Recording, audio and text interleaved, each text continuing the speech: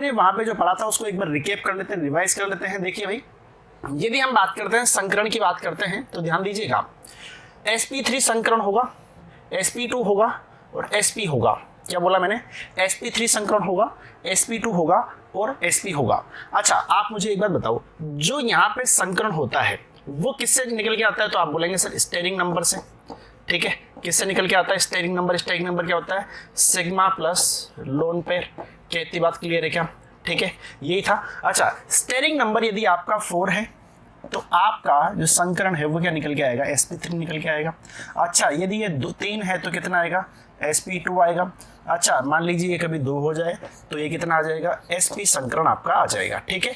अच्छा, एक बात आपको ध्यान रखनी है, यदि sp3 संकरण है और चारों के चारों बॉन्ड सिग्मा बॉन्ड है। क्या बोला मैंने? यदि चारों के चारों बॉन्ड सिग्मा बॉन्ड है, sp2 संकरण है और 3 के 3 बॉन्ड आपके क्या है? यहाँ पे सिग्मा बॉन्ड है।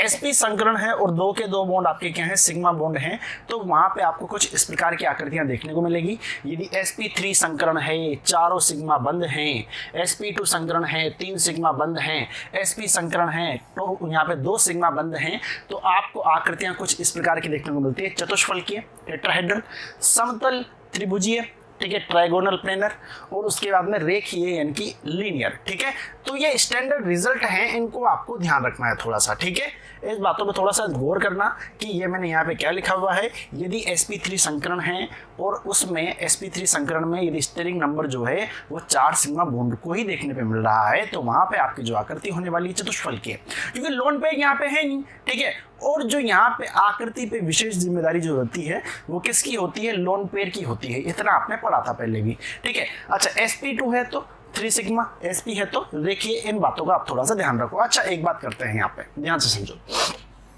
यदि मैं बात करता हूँ यहाँ पे, यदि मैं बात करता हूँ कार्बन की, तो कार्बन का आपको मुझे बताओ कि परमाणु क्रमांक कितना देखने को मिलता है? 6 देखने को मिलता है।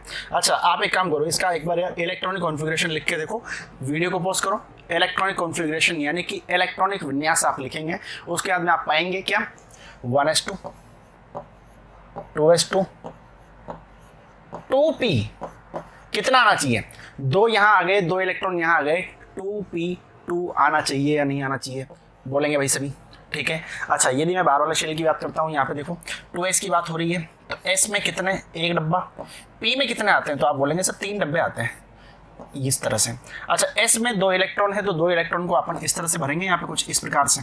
अच्छा, अब यहाँ पे p की यदि मैं बात करता हूँ, ठीक है, तो यहाँ पे p में कितने भराए होंगे? तो आप देखेंगे यहाँ पे तीनों रूल लगाएंगे, हुंड भी लगाएंगे, n+l भी लगाएंगे और यहाँ पे अबोव सिद्धांत भी लगाएंगे। तो आपने 1 इलेक्ट्रॉन यहाँ डाला, 1 इलेक्ट्रॉन अगला वहाँ पे डाल दिया।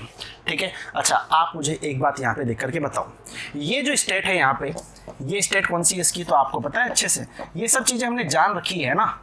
ये क्या है? ग्राउंड स्टेट है। ये क्या है भैया? ग्राउंड स्टेट है। ये क्या है? ग्राउंड स्टेट है। अच्छा, यदि मैं इसे उत्तेजित अवस्था में ले जाना चाहूँ, यदि मैं उत्तेजित अवस्था की मैं बात कर लेता हूँ, यदि मैं एक्साइटेड स्टेट की बात कर लेता हूँ, तो एक्साइटेड स्टेट में बच्चों क्या होता है कि जो यहाँ पे ये वाला इलेक्ट्रॉन है, ठीक है, ये वाला इलेक्ट्रॉन उठ के कहाँ पे जाता है? इस वाली जगह पे जाता है।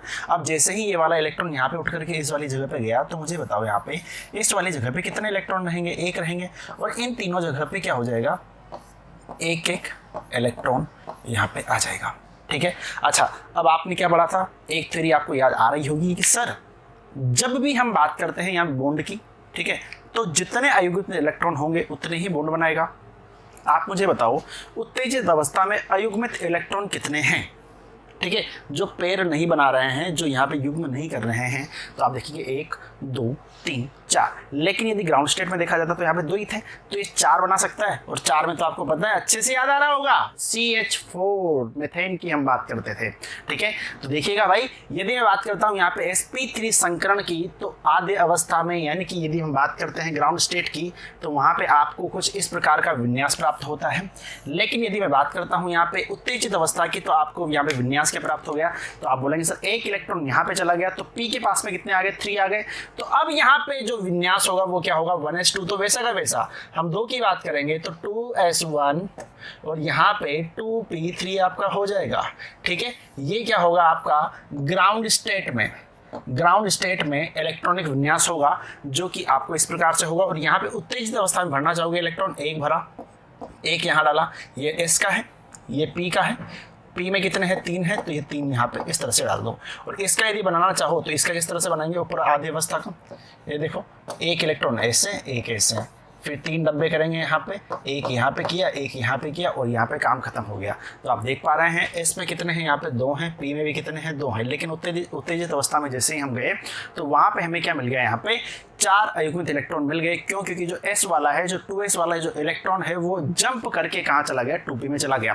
ठीक है, ये एक्साइटेड स्टेट हो गए भाई। क्या हो गया, ये एक्साइटेड स्टेट यानी कि उत्तेजित अवस्था। क्या इतनी बात सबको क्लियर है? और यहाँ पे जो आकृति मिलती है वो मिलेगी चतुष्फलकीय। क्यों? क्योंकि सर ये यहाँ पे 4 सिग्मा बॉन्ड बनाएगा। 4 सिग्मा बॉन्ड क्यों बनाएगा? क्योंकि यहाँ पे भैया अयुग्मित इलेक्ट्रॉन जो हैं वो कितने हैं, अयुग्मित इलेक्ट्रॉन कितने हैं, तो आप बोलेंगे सर 4 इलेक्ट्रॉन मुझे मिल रहे हैं। तो ये यहाँ पे क्या कर लेगा, 4 बंद बना लेगा, 4 सिग्मा बॉन्ड बना लेगा। और 4 सिग्मा बॉन्ड आपको पता है sp3 की बात कर रहे हैं, 4 सिग्मा बॉन्ड है तो आकृति चतुष्फलकीय आपने देखा हुआ है, आकृति चतुष्फलकीय। क्लियर है भाई? बोलो भाई, सही है माहौल? बढ़े आगे। अब बात करते हैं sp2 संकरण की। sp2 संकरण कैसे होगा, ध्यान से समझना। यदि मैं बात करता हूं यहाँ पे तो ध्यान से समझना भाई, sp2 संकरण की यदि बात की जाएगी तो sp2 संकरण में क्या होगा, उत्तेजित अवस्था में तो आपको ये वाली चीज मिलती है। ठीक है, उत्तेजित अवस्था में तो आपको ये वाली चीज मिलती है। अच्छा, आप मुझे एक बात बताओ, यदि मैं sp2 संकरण की बात कर रहा हूं, ठीक है, तो sp2 संकरण में कितने यहाँ पे आपके पास में इलेक्ट्रॉन होने चाहिए, तो आप बोलेंगे सर sp2 संकरण में यहाँ पे सिग्मा बॉन्ड की बात करते हैं तो 3 होने चाहिए। कितने होने चाहिए? 3 होने चाहिए। अच्छा, सिग्मा बॉन्ड यदि 3 है तो आकृति यहाँ पे क्या होगी, आपकी समतल त्रिभुजीय होगी। ठीक है, और लीनियर की मैं बात कर लेता हूं तो लीनियर में आपके सामने आकृति, यहाँ पे यदि sp की बात कर लेता हूं तो यहाँ पे आकृति आपको कौन सी नजर आएगी, लीनियर नजर आएगी। ये आपको ध्यान रखना है। क्या इतनी बात क्लियर है? तो एक साथ फिर से मेरे साथ बोलेंगे आप, sp3 आया तो चतुष्फलकीय, sp2 आया तो ट्राइगोनल प्लेनर समतलीय त्रिभुजीय, अच्छा sp आ गया तो रेखीय। तीनों चीजों को याद रखो, तीनों चीजें आगे काम आएगी। क्लियर भाई? सबको कोई दिक्कत नहीं है? तो 4 सिग्मा बॉन्ड है तो कितना आया, sp3 संकरण आया। अच्छा, 3 है तो sp2 और 2 है तो लीनियर यहाँ पे हमें आकृति मिलेगी। यानी कि विशेष प्रकार से तीनों आकृतियां मुझे यहाँ पे ध्यान रखनी है। लिख दूं एक बार फिर से, याद रह जाएगा। चतुष्फलकीय, यहाँ पे समतलीय त्रिभुजीय, याद रह जाएगा ऐसे, और यहाँ पे लीनियर या फिर रेखीय, ये आपको ध्यान रखना है। ठीक है जी, तो ये क्या था, आकृति और संकरण के बारे में। ज़्यादा बड़ा टॉपिक नहीं है, छोटा सा टॉपिक है, आराम से क्लियर हो जाएगा। ठीक है, जब यहाँ पे मैं IUPAC से स्टार्ट करूँगा वहाँ से आपकी ऑर्गेनिक केमिस्ट्री की स्टार्टिंग हो जाएगी। ये अभी सिर्फ और सिर्फ मैं आपके सामने बेस बना रहा हूँ, एक आधार बना रहा हूँ। क्लियर है? तो मिलते हैं हम अगली वीडियो में। धन्यवाद।